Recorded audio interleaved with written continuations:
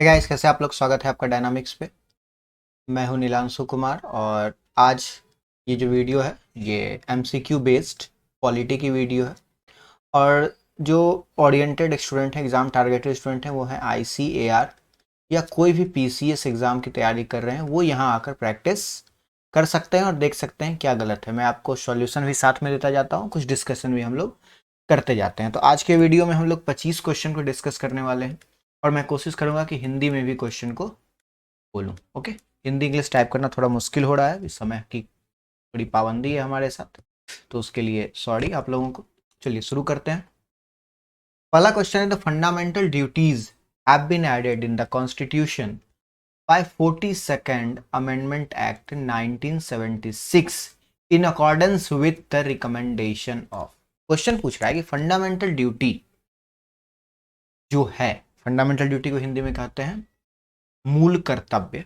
ये जो 42nd मतलब 42वें संशोधन अधिनियम 1976 42वें संशोधन एक्ट 1976 में ऐड किया गया था, वो किस कमेटी के रिकमेंडेशन पे ऐड किया गया था? तो इसका सही जवाब है सवर्ण सिंह कमेटी। इसका सही जवाब है सवर्ण सिंह कमेटी, जो इंदिरा गांधी जी के टाइम में बनाई गई थी फंडामेंटल ड्यूटीज को, मूल कर्तव्य को संविधान में सम्मिलित करने के लिए।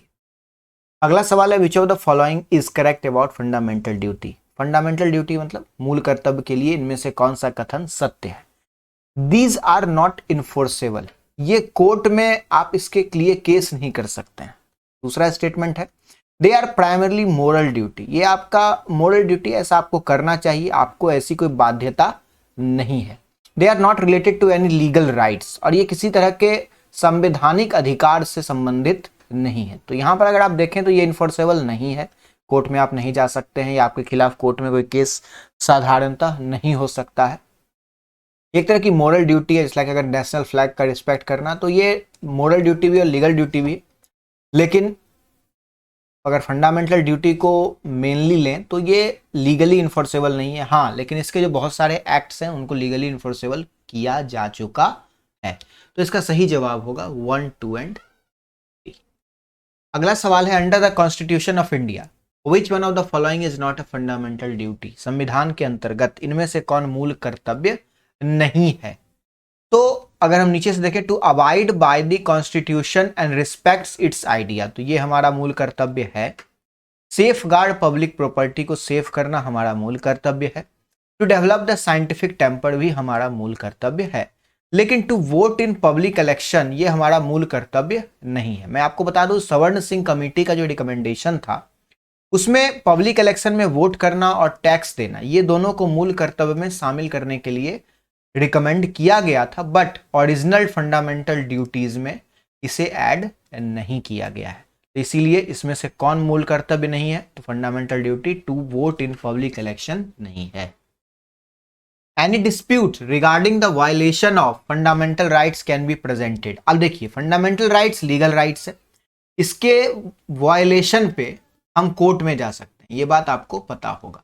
ये राइट टू कॉन्स्टिट्यूशनल रेमिडीज के अंतर्गत आता है, राइट टू कॉन्स्टिट्यूशनल रेमिडीज, जो कि आर्टिकल 32 है। इसके अलावा एक आर्टिकल है 226, इसके अंतर्गत भी हम हाई कोर्ट में अपने फंडामेंटल राइट्स या किसी और प्रकार का लीगल राइट्स के लिए जा सकते हैं। लेकिन 32 आर्टिकल हमें एक्सक्लूसिव अधिकार देता है कि हम डायरेक्ट सुप्रीम कोर्ट चले जाएं अगर हमारा फंडामेंटल राइट वायलेट होता है।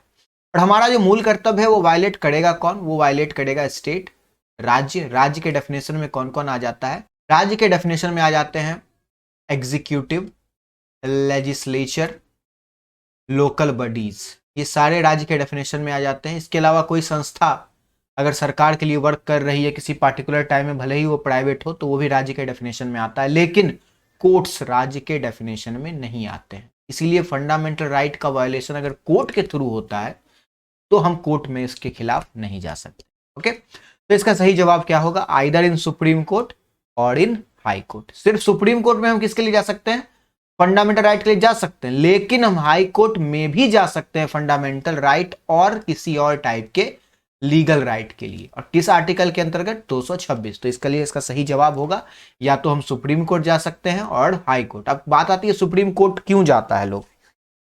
क्योंकि मैंने बताया, फिर बता देता हूं कि आर्टिकल 32 हमें एक्सक्लूसिव राइट देता है सुप्रीम कोर्ट जाने की। अगर मेरा फंडामेंटल राइट वायलेट होता है तो बिना हाई कोर्ट को बताए भी हम सुप्रीम कोर्ट जा सकते हैं। ठीक है, अगला सवाल, which of the following rights was described by B R Ambedkar as the heart and soul? Heart means दिल, सोल मीन्स आत्मा। तो बी आर अम्बेडकर के अनुसार आर्टिकल 32 जो है, राइट टू कॉन्स्टिट्यूशनल रेमिडीज, जो हमें सुप्रीम कोर्ट जाने की परमिशन देता है हमारे फंडामेंटल राइट्स के वायलेशन पे, वही जो है वो हमारे कॉन्स्टिट्यूशन का हार्ट एंड सोल है, ऐसा बी आर अम्बेडकर जी ने कहा था। ठीक है, अगले सवाल की तरफ बढ़ते हैं। विच ऑफ द फॉलोइंग इज और आर इंक्लूडेड इन डीपीएसपी? राज्य के नीति निर्देशक तत्वों में इनमें से किसे सम्मिलित किया गया है?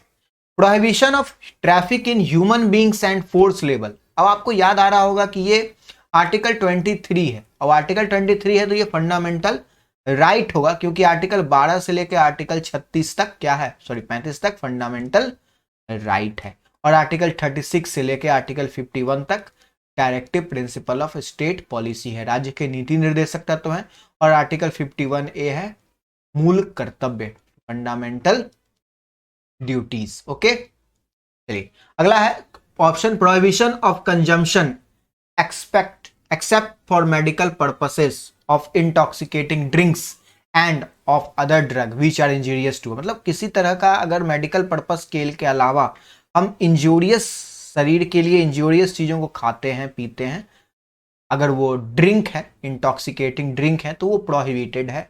अब प्रोहिबिटेड एक्चुअली में ये डीपीएसपी में लिखा है, यही बात डीपीएसपी में लिखा है, मतलब कोर्ट के थ्रू, मतलब फंडामेंटल राइट के थ्रू ये प्रोहिबिटेड नहीं है, और ये डीपीएसपी के आर्टिकल 47 का पार्ट है, ये डीपीएसपी के आर्टिकल 47 का पार्ट है। तो क्वेश्चन था डीपीएसपी में कौन इंक्लूडेड है, तो इसका सही जवाब हो जाएगा only.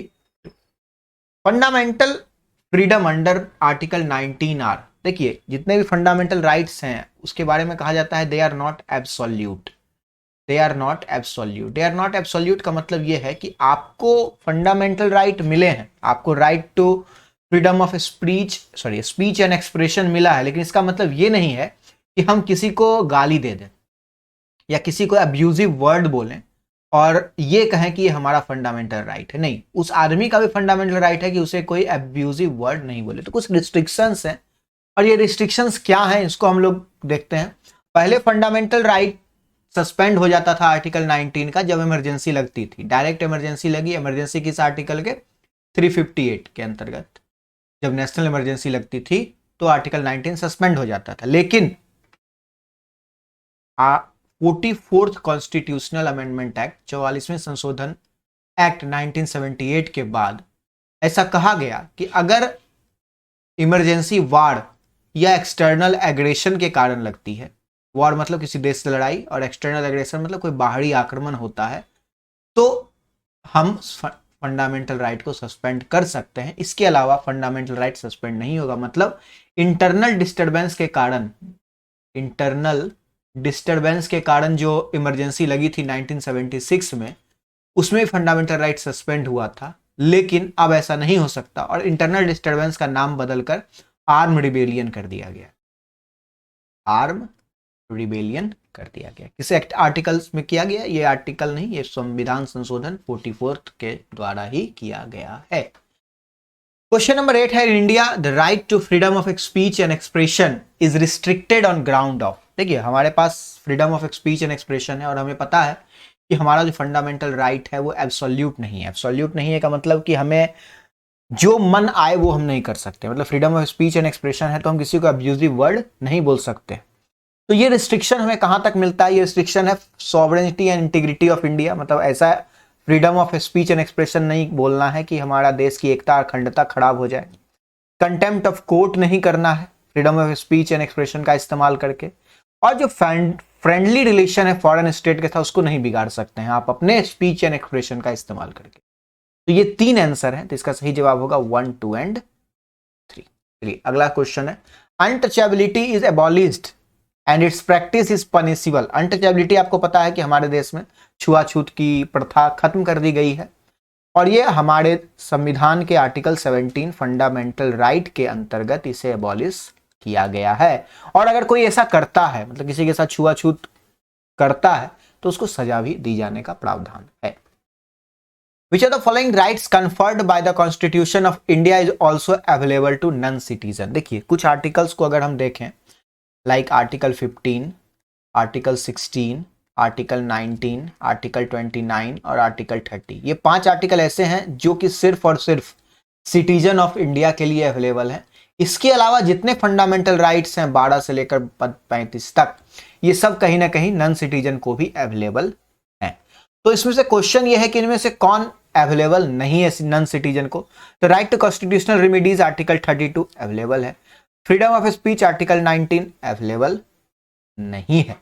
Freedom to move and settle any part ये अवेलेबल है। फ्रीडम टू एक्वायर्ड प्रॉपर्टी ये भी अवेलेबल है। मतलब freedom of speech and expression जो आर्टिकल 19 का पार्ट है वो एब्सोल्युटली नॉन सिटीजन को अवेलेबल नहीं है। फ्रीडम ऑफ स्पीच क्या है आर्टिकल 19 में आपको पता ही है, freedom of speech and expression, freedom of assembly, freedom of association, movement and residence, ये सारी चीजें अवेलेबल नहीं है। तो इसका सही जवाब होगा फ्रीडम टू स्पीच। ठीक है, अगला सवाल है fundamental duties were introduced by 44th amendment act. नहीं, हमने देखा फंडामेंटल ड्यूटी को 42nd amendment act 1976। Fundamental duty मतलब मूल कर्तव्य को 1976 के 42nd अमेंडमेंट एक्ट में इनकॉर्पोरेट किया गया था और ये आर्टिकल 4A का पार्ट है। ये आर्टिकल 4A और आर्टिकल 51A में लिखा है, ना कि 3A में। तो ये दोनों स्टेटमेंट गलत हो गए और दे आर नॉट जस्टिसेबल। तो इसका सही जवाब होगा option number 3। The constitution describes India as, India के बारे में अगर हम आर्टिकल 1 को पढ़ें तो आर्टिकल 1 में कहता है कि India that is Bharat, India that is Bharat as a union of state rather than federation of state. तो इसीलिए इंडिया को यूनाइटेड स्टेट ऑफ इंडिया नहीं कहते हैं। इंडिया क्या है? यूनियन ऑफ स्टेट है, फेडरेशन ऑफ स्टेट नहीं है, कन्फेडरेशन ऑफ स्टेट नहीं है, यूनिटरी स्टेट नहीं है। तो सही जवाब होगा यूनियन ऑफ स्टेट। ये कहां है? आर्टिकल 1 में। Who is competent to prescribe condition as for acquiring Indian citizenship? India में अगर किसी को सिटीजनशिप लेना है, भारत का नागरिक बनना है, तो कौन ऐसी अथॉरिटी है जो किसी को भी सिटीजनशिप प्रोवाइड कर सकती है या उससे रिलेटेड कानून बना सकती है? आपको पता होगा सीएए के लिए बहुत सारा विरोध हुआ था, लेकिन कोई स्टेट इसके खिलाफ कुछ कर नहीं पाया। क्यों नहीं कर पाया? क्योंकि कॉन्स्टिट्यूशन ने, संविधान ने ये अधिकार, कॉन्स्टिट्यूशन ने सिटीजनशिप का अधिकार सिर्फ और सिर्फ पार्लियामेंट को दिया है। और पार्लियामेंट को ये अधिकार किस आर्टिकल में मिलता है? आर्टिकल 11 में मिलता है। इसका सही जवाब होगा parliament. Respect for national flag and national anthem क्या है?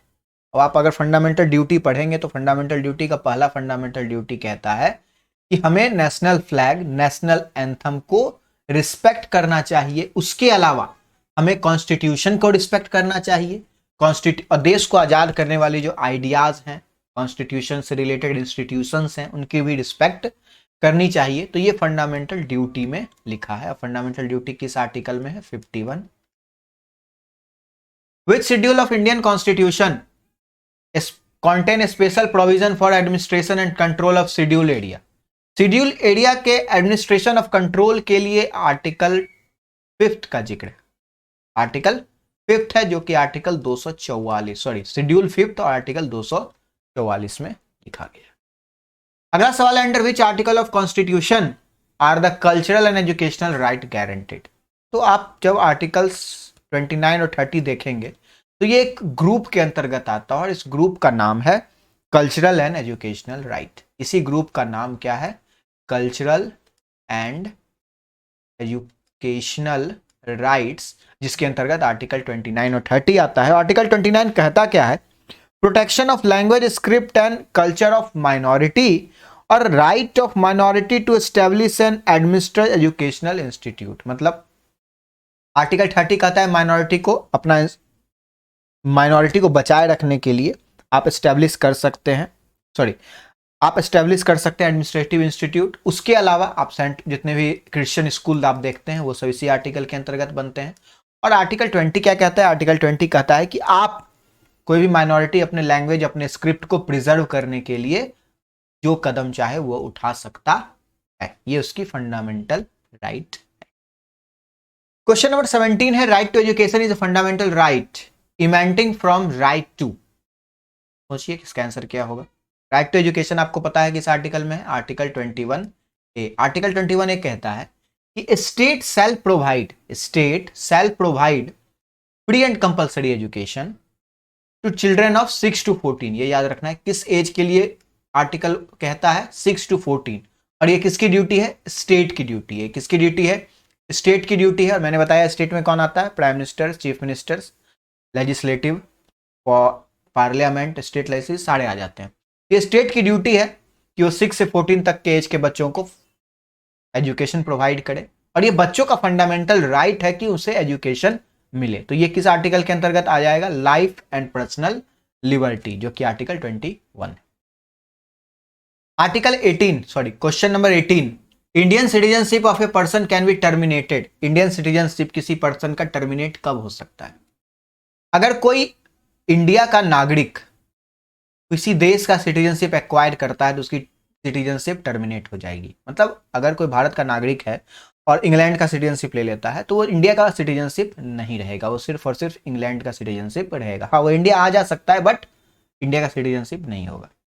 दूसरा है, person who has become a citizen through registration, लेकिन उसे 10 साल से कम, मतलब रजिस्ट्रेशन के 5 साल के अंदर 10 साल की सजा नहीं, ऐसा नहीं है। रजिस्ट्रेशन के 5 साल के अंदर कम से कम 2 साल की सजा किसी फॉरेन लैंड पे होती है तो उसकी टर्मिनेट हो जाएगी सिटीजनशिप। तो ये आंसर नहीं होगा। Government of India satisfied that citizen was obtain bye fraud, मतलब कोई गलत तरीके से सिटीजनशिप एक्वायर करता है तो भारत सरकार उसकी सिटीजनशिप खत्म कर सकती है, बिल्कुल सही।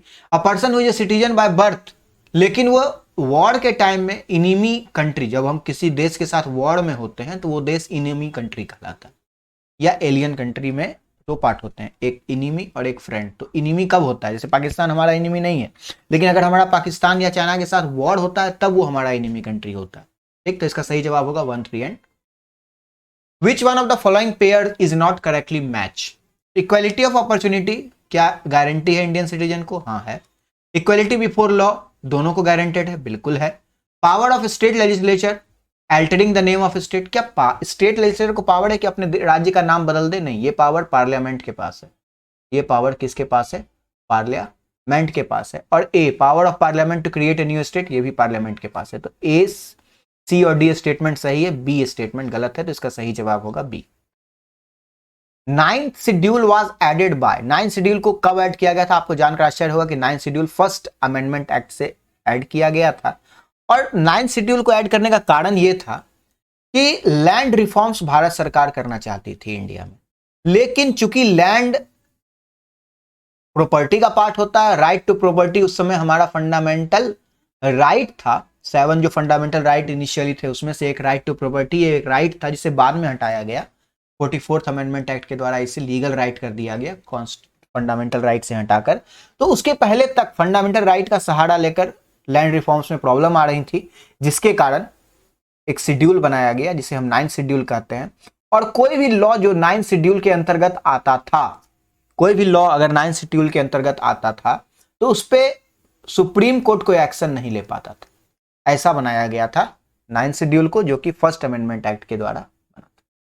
कॉन्स्टिट्यूशन नेम्स आवर कंट्री, मैंने बताया था कि आर्टिकल 1 क्या कहता है, India that is Bharat. India that is Bharat is क्या, union of state. India that is Bharat is union of state. तो इसका सही जवाब हो जाएगा B. Indian constitution recognise minority. अब भारत में जो माइनॉरिटी क्या होता है, लाइक मान लीजिए एक जगह है और यहां पे बहुत सारे लोग रहते हैं, इसमें 70% हिंदू हैं, 30% मुस्लिम हैं। सिंपल एग्जांपल, तो इस एरिया के लिए मुस्लिम क्या हो गए, माइनॉरिटी हो गए। इस एरिया के लिए मुस्लिम क्या हो गए, माइनॉरिटी हो गए। और इंडिया में ओवरऑल भी हिंदुओं की जनसंख्या 80% है, तो उसके अलावा जो भी हो गए धर्म से रिलेटेड लोग वो माइनॉरिटी में आते हैं, चाहे वो मुस्लिम हो, क्रिश्चियन हो, बौद्धिस्ट हो, किसी भी धर्म को मानने वाले हो, एक्सेप्ट हिंदू, वो माइनॉरिटी में आते हैं। इसीलिए इंडिया में कॉन्स्टिट्यूशन रिकॉग्नाइज माइनॉरिटी करता है, रिलीजन के बेसिस पे, कास्ट, पॉपुलेशन और कलर के बेसिस पे नहीं करता है। थ्योरी ऑफ फंडामेंटल राइट क्या बताता है, ये क्वेश्चन यूपीएससी में पूछ चुका है। थ्योरी ऑफ फंडामेंटल राइट बताता है लिमिटेड गवर्नमेंट। देखिए लिमिटेड गवर्नमेंट क्या होती है, मैंने बताया कि फंडामेंटल राइट निगेटिव है स्टेट के लिए, स्टेट के लिए निगेटिव राइट। क्यों? क्योंकि ये स्टेट पे रिस्ट्रिक्शंस है, ये स्टेट के लिए रिस्ट्रिक्शन, मतलब अगर हमको मान लीजिए बोलने और घूमने का अधिकार है तो ये स्टेट के लिए रिस्ट्रिक्शन है ना, कि वो हमें रोक नहीं सकता है कहीं आने जाने से। तो ये हमें लिमिटेड गवर्नमेंट प्रोवाइड करता है। फंडामेंटल राइट क्या प्रोवाइड करता है? Limited government provide.